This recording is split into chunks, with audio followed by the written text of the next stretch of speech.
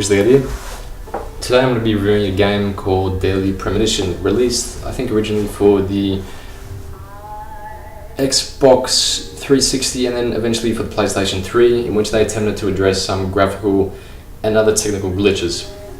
So it's interesting because I started recording this review and I was reviewing it in terms of like the storyline. I gave details for the storyline. And I realized, hold on a second, I really should be sort of putting a video out here that is convincing people who haven't played this game to play the game.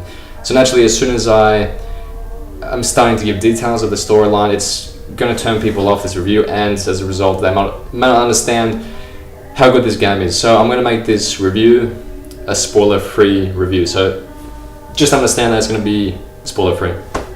Okay, so I played this game because I was investigating the Xbox One lineup of games, and I noticed that one of these exclusive titles, everyone's gonna sort of look at the exclusives to see what consoles they're gonna get over another one. And I noticed the game called D4, and what perked my interest about D4 was the fact that it was in an episodic format, and any game that is presenting itself in an episodic format, I know that the writers are thinking of the game as a TV show with cliffhangers and stuff like that. So if they're thinking of the game as a TV show, that means that they're going for a good narrative. And of course, what is a good narrative? It's a good story, and as you know, that's one of the three components which I consider to be very important and crucial in having a good piece of fandom. So anything that is going to say, yep, we're going to put this game in an episodic format, I'm going to at least check it out. I'm going to sort of investigate a little bit. So I found out this game called D4, which is coming out for the Xbox One. I think Quantum Break is another sort of episodic, but with having some interaction between how you complete it and like a TV show that gets released, and it sort of determines how you play the game. But that's another story. And the developers of this game, D4, are writing a story in that you time travel. It's to do with like your murdered wife, and you have to sort of stop the murder from happening or something like this. I'm on board for that. That sounds interesting to me. So I found out who the director or makers of this game are. It's Access Games, and it's directed by this guy called Swery. And doing some investigation on what other games he did, I found out he did this game called Premonition. And investigating that, I found it was like a murder game, sort of similar to Twin Peaks, having supernatural elements to it. And as soon as, because I'm going through the X-Files at the moment, I'm sort of really into the paranormal. I find it fascinating. As soon as you combine those two things, like murder and like the paranormal, I'm on board for that. That's sort of something which I find very interesting. I like it. I enjoy mystery games, mixing a little bit of weird shit happening in there. I'm on board for that. So, reading the reviews, I knew there was going to be some sort of issues in terms of the graphics and some sort of gameplay elements, which are sort of like glitches and bugs and stuff like that. Nothing sort of really that bad, apart from one key bug, which I think deletes keys if you replay a previous chapter. But I didn't encounter that, so don't let that turn you off. And I'm like, I'm still gonna play this game. I think this is sort of a controversial, not controversial, but I can understand rather what I'm trying to say is that the other side of the debate is that if this game does not have like good gameplay elements in terms of graphics, in terms of like camera angles, in terms of technical interactions, like actual like proper video game criteria, then you can have like a 10 out of 10 story. It could be like the best storyline in the whole world, but if a game doesn't have the fundamental core components which actually make it a game, it's never going to be a good game. I can understand that argument completely. However, for me personally as a gamer, I can't, or rather I'm willing to let those things slide if I'm presented with a good storyline, because there are some moments in this game which are truly epic moments, and it's really bizarre because there's many moments in this game which are funny, which are quirky. You've got so many interesting characters out there, they're very zany. I'm not going to waste time on talking about them, just look up a review online and you'll see some of the eccentric characteristics of these characters in the game. I'm willing to let it slide because of these epic moments in the game, and it's like I said, it's interesting because this game is funny one minute and then the next minute it'll have like a scene where you have this like haunting music playing, and it'll sort of like focus on these characters which they've actually fleshed out like a lot, like an incredible amount, and all of a sudden you find yourself emotionally like captivated by what's going on. And it reminds me sort of like of some Quentin Tarantino movies, like Django Unchained, how you've got a scene where, you know, it's pretty quirky movie, of course all these movies are, and then like you've got a scene where he opens up the door for Broomhilda, then there's music kicks on there, and then they're staring at each other's faces with, you know, their face close-ups, and all of a sudden like it's like a mini epic moment right there. I'm not sure how he pulls it off. I'm not really sure how this game pulls it off. I think personally, when I think about it, it comes down to the characters. They've spent like a hell of a lot of time making these characters believable, and you know, you grow attached to them. So you throw on a scene like that, and all of a sudden it's a really captivating moment in time for everyone that's actually playing or experiencing that piece of fandom. So I'm going to give a little bit of the story without giving away any sort of spoilers. Basically, you were an FBI agent called Francis York Morgan, and Zach, I guess that's why I said that, is this sort of alter ego or counterpart that he interacts with during the game. And I think it's a really fantastic thing. Like, you know, in Grand Theft Auto, you talk with your characters and stuff like that. Here, you'll be driving your car and you'll have like a prompt to say X to talk, you know, to yourself, and he starts talking about stuff like 80s movies and like Jaws and themes within movies. What makes a good story about Back to the Future, Jaws, Easter eggs in movies, stuff like that, directors, Superman even, and it really sort of grounds it in reality and makes it a game that you can connect with. And after a while, you grow really attached to, you know, Francis York Morgan. You grow attached to all these characters, and by the end of the game, like, you really don't want to sort of say goodbye to the town of Greenvale, which is the town which you're called to investigate a murder of a girl called Anna, and she's like strung up by a tree. There's weird like red petals around her, and you soon enough find out that the town is sort of happens to have like these weird zombie creatures in it, and it happens only at certain times.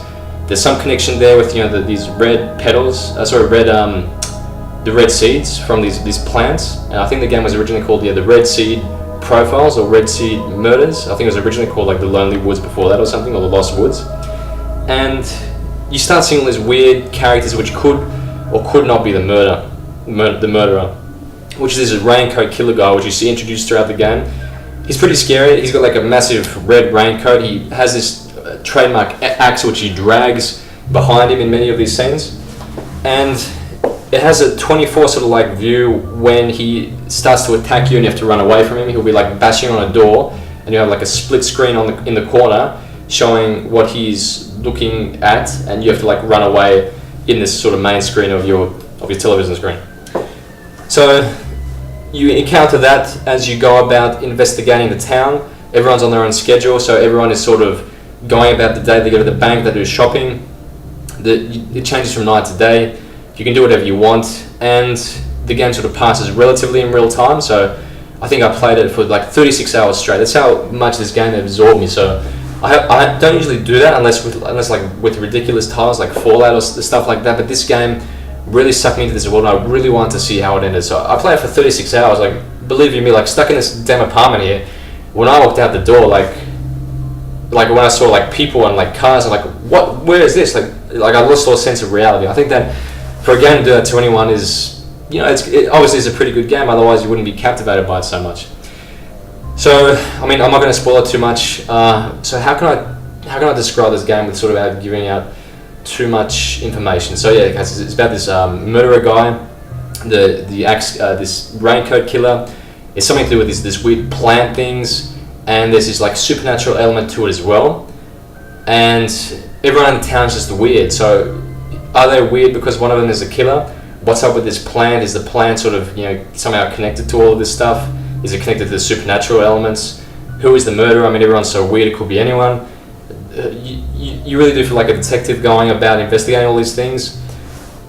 The gameplay is very easy to like shoot these zombies, but like I said, I just view that as a formality. Like, I play games on easy now. Like, I don't really care. I'm not going to brag to anyone like, oh, I completed it on endurance mode in, you know, 20 hours, and I completed on the hard mode. I really don't care about that. Like, I'll play on easy mode because it's going to get me through the story. It's going to keep the flow going.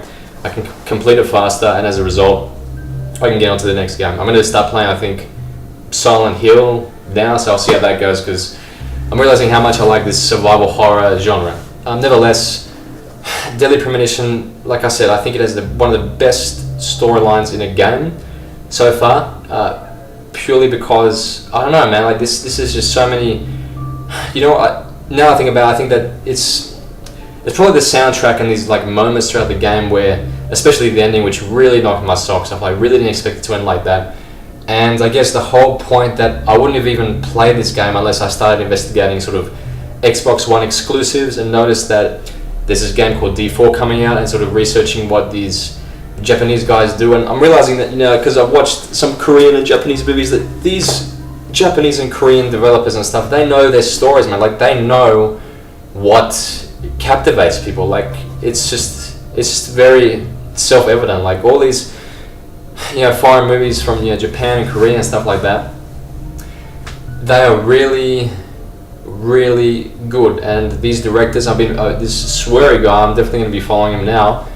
When you read his interviews, you can understand that he's putting thought into it. Like, he knows that when to put in like a plot point here or to develop his characters more there, and it just has resulted in this really bizarre and strange story. And the characters are weird, but you start to like them. You hang out with them in a bar. There's an especially great scene where you go to a bar and this lady starts singing, which is another great example of the soundtrack in the game. The soundtrack in the game is amazing. Like, I really think that you got to play this game, if not just for the soundtrack alone. You have to play this game. Like, you have to play this game. I'm just saying this like a million times. You have to play this game. You have to play this game. You have to play this game. I think it's important because like it wasn't a financial success, and so it's a shame where some of these things don't get recognized very well, but they're so good. I'm like, wow, man, this sucks that it's not getting recognized that much. It's didn't make financial success, so of course it's not going to motivate these developers to make more of these sort of hidden diamonds in the rough. I think Shenmue was a prime example. Man, like, it's a shame when a great story gets not finished, and I still want to see Shenmue 3. I'm not sure if I will. But, with about 4 minutes to go in this review, I'll just wrap up here. The storyline, in my opinion, is the best storyline I've played within a game, personally. It has a lot of what I call epic moments, or moments where you have like a cutscene, and it often is sort of either something like shocking or bizarre, like some weird horror scene or something like that. Or more often than not, it's some sort of subdued, relaxed scene where, and I'm picking this up, it'll have like a close-up of two characters' faces sort of looking at each other, or just having a quiet conversation in a bar or something like that, talking about normal everyday crap. And that's something that is in many movies nowadays. Like, the writers are getting at that not all of us live lifestyles as everyone else. So the more that they can put these everyday simple, everyday Joe, everyday Jane elements into games, the more it's going to be good. And that's where your character can connect with the people who are interacting with it. And the fact that this Francis York Morgan guy has his character called Zach, and when he's talking to Zach, it's like he's almost talking to you, like another YouTube video mentioned. I agree. It's sort of like breaking the fourth wall there. So the murder mystery is very interesting. Like it's cool sort of picking up all these clues. He does his profiling throughout the game where you find the clues, and then it shows, at least on the director's cut version, like little cutscenes of which get revealed jigsaw puzzle by jigsaw puzzle as you sort of find the clues in a room. And eventually by the end of the game, it has some massive twists. And yeah, man, like, I was emotionally affected by this game. Like, I actually cried by the ending. Like, I was like, wow, this game did it. Like, I don't plan, I'm not like, I must cry for this game to be good. But you know what, man? If a game like takes you, you don't want to see your characters sort of go certain ways, and they go certain ways, or it's like a touching scene or something like that. Yeah, man, that's good, man. That means that the storyline has captivated you, and I think that for a game that I almost didn't play to be sort of one of my favorite games of all time, if not my favorite game of all time, probably not, because Legend of Zelda Ocarina of Time is still my number one favorite, but nevertheless, it's at least 2, maybe 3. I got to sort of think about the rankings here. But yeah, nevertheless, this game is definitely a game that everyone should play, purely for the storyline alone. Yes, the graphics are going to be crap. Expect that, but you know what? It's a shame that this game with such a great storyline got overlooked and stuff, and wasn't a financial success. There's rumors of like a sequel. But yeah, put up with the graphics and stuff, and as you go through the game, just pay attention to this damn storyline. It's complicated. There's a lot of flashbacks and stuff like that. but the murder mystery is interesting. Everything ties together pretty well. The ending knocked my socks off. The fact that I almost didn't play this damn game knocked my socks off, because it's like, wow, how many other good stories am I missing out on? Not all stories get told. Not all great stories get told, but the stories that are out there, we should be sort of finding them and letting other people know about them, which is why I'm putting this video out there. And of course, if they're not made, then we should be saying, these are the things which make a good story, these are the things which make good games, videos, movies, and books. And if they're not created, let's give birth to them, or let's tell the people what is good. And this game, I'm telling you, is really good. Best storyline I've ever played in a game. It's really emotional, great storyline, fantastic soundtrack. Play this game. Daily Premonition, Forristicat, out.